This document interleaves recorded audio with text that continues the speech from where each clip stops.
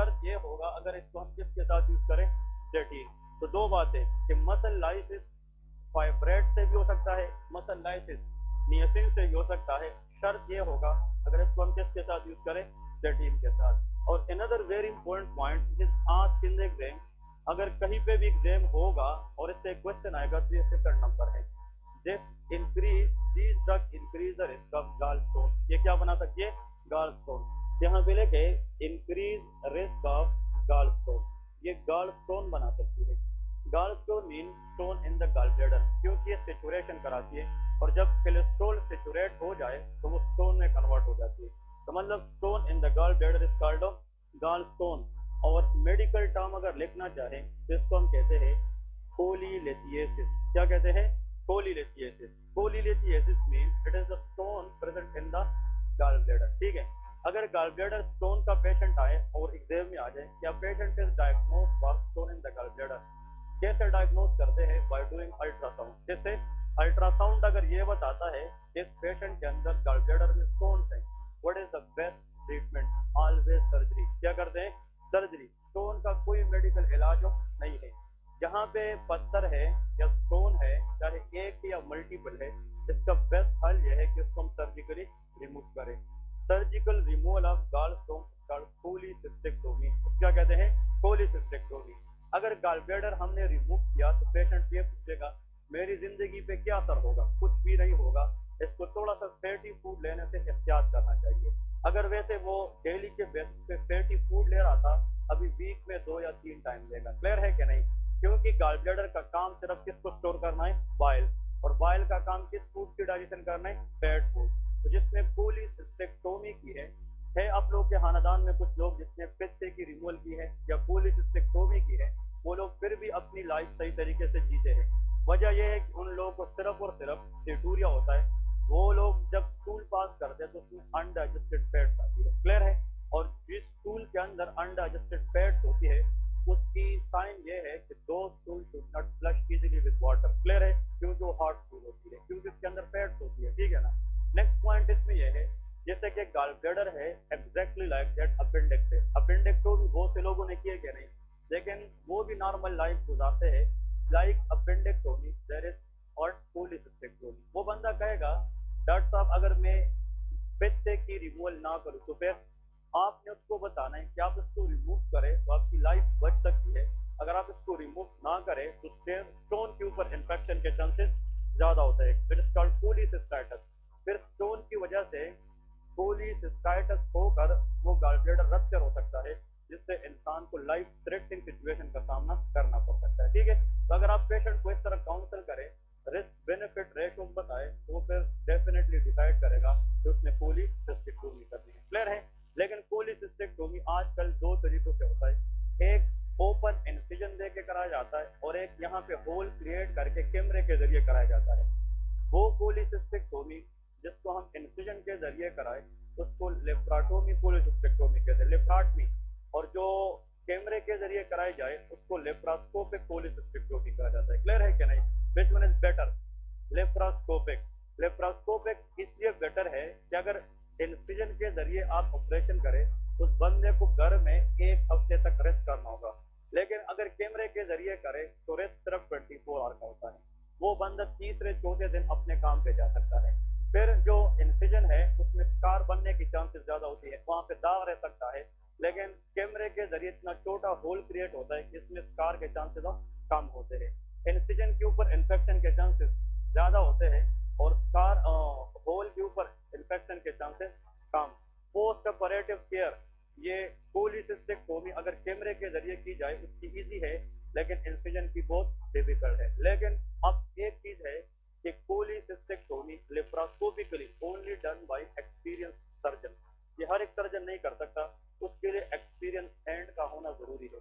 और कोलिसिस्टेक्टोमी कैमरे के जरिए a bit expensive then incision cholecystectomy, क्योंकि हमारे हॉस्पिटल में सरकारी कार्ड पे जो की जाती है वो सारी इंसिजनल कोलिसिस्टेक्टोमी। और गॉल ब्लैडर रिमूवल के लिए सर्जन जो पहला कट लगाता है उसको हम कहते हैं फ्यूचर इंसिजन। तो क्या कहते हैं, फ्यूचर इंसिजन कहते हैं। So the cut that is given by the doctor for the removal of gallbladder that is called हाँ जी फ्यूचर इंसिजन। ठीक है, और जो कट डॉक्टर ड्रग आता है, हाँ जी, for the removal of appendix, उसको हम कहते हैं मैकबर्नी इंसिजन। इसको क्या कहते हैं? मैकबर्नी। ये 2 पॉइंट याद रखें। जो incision doctor gall bladder removal के लिए लगाता है वो फ्यूचर इंसिजन है, जो अपेंडिक्स की रिमूवल के लिए कराता है तो वो मैकबर्नी इंसिजन होता है, ठीक है। लेकिन अपेंडिक्स की रिमूवल कई तरीकों से होता है, उसमें लेंस इंसिजन, इसमें मोरिसन इंसिजन, रदरफोर्ड इंसिजन, ठीक है। कुछ फीमेल्स आती हैं, यंग फीमेल 15 साल 16 साल, वो कॉस्मेटिक पॉइंट ऑफ व्यू के साथ बहुत केयर करती है। वो कहती है कि इस तरह इंसिजन लगाए कि उसकी बाद में स्कार ना होने के बराबर बने, तो हमें बहुत डिलिकेट कट देना होता है, बहुत कम कट के जरिए अपेंडिक्स को रिमूव करना होता है। उस कट को हम कहते हैं लेंस इंसिजन। तो क्या कहते हैं? लेंस। तो Lanz incision is done for appendectomy where after the operation chance of scar is very very minimal, ठीक है। लेकिन जो आम लोगों में कराई जाती है, जिसने अपेंडिक्स रिमूव की हो, पूरी जिंदगी इसके यहाँ पे एक निशान रहता है कि नहीं, कट रहता है। और इस कट का मतलब ये होता है कि इस बंदे ने पहले से एक सर्जरी की है, चाहे वो 20 साल का था और अब वो 50 साल का है, चाहे वो 10 साल का था, वो 30 साल का है, लेकिन वो ये बताते हैं। स्टेप 2 क्या होता है? स्टेप 2 में आप जाते हैं, वहां पे बंदे को लेटाया होता है, सर कहता है कि इसकी एब्डोमेन की पाल्पेशन करें। तो पेशेंट को आपने बताना है कि मैंने आपकी पेट का मुआयना करना है।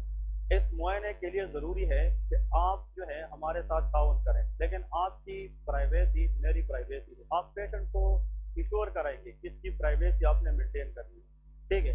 अब हम क्या करें कि इस मुआयने को बेहतर बनाने के लिए आपकी इजाजत से आपको अपनी कमीज छाती तक ऊपर करना होगा, क्योंकि अगर वो कमीज ऊपर ना करे तो हम चेस्ट की एग्जामिनेशन या पेट की एग्जामिनेशन नहीं कर सकते।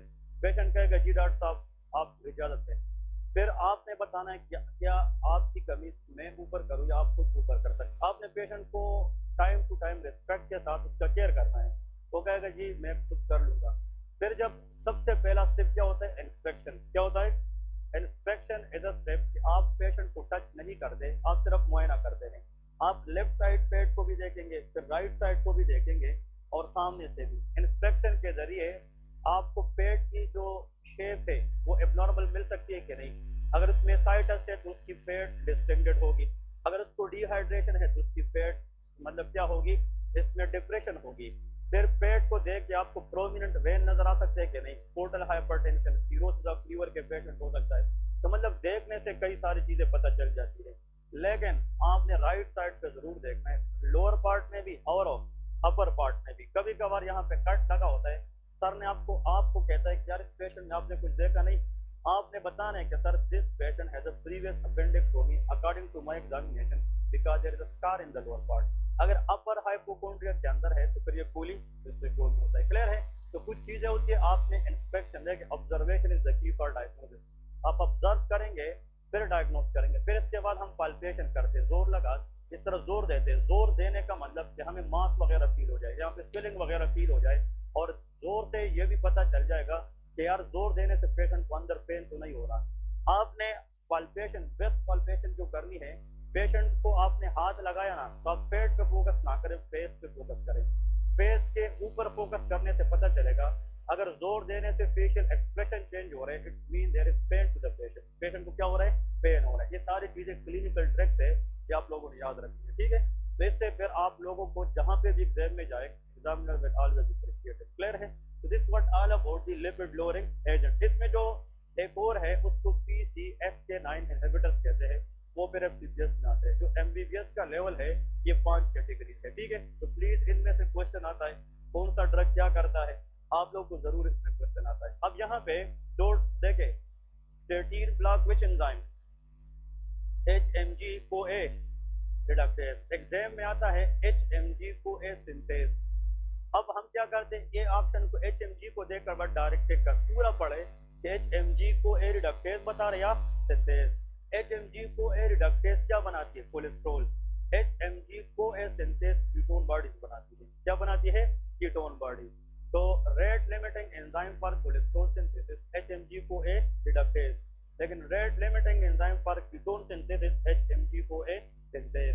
तो स्टेटिन कीटोन के साथ कोई ताल्लुक नहीं रखता, लिपिड के साथ करता है। तो HMG-CoA रिडक्टेज होना चाहिए। क्लियर है? तो एंजाइम का नाम पूरा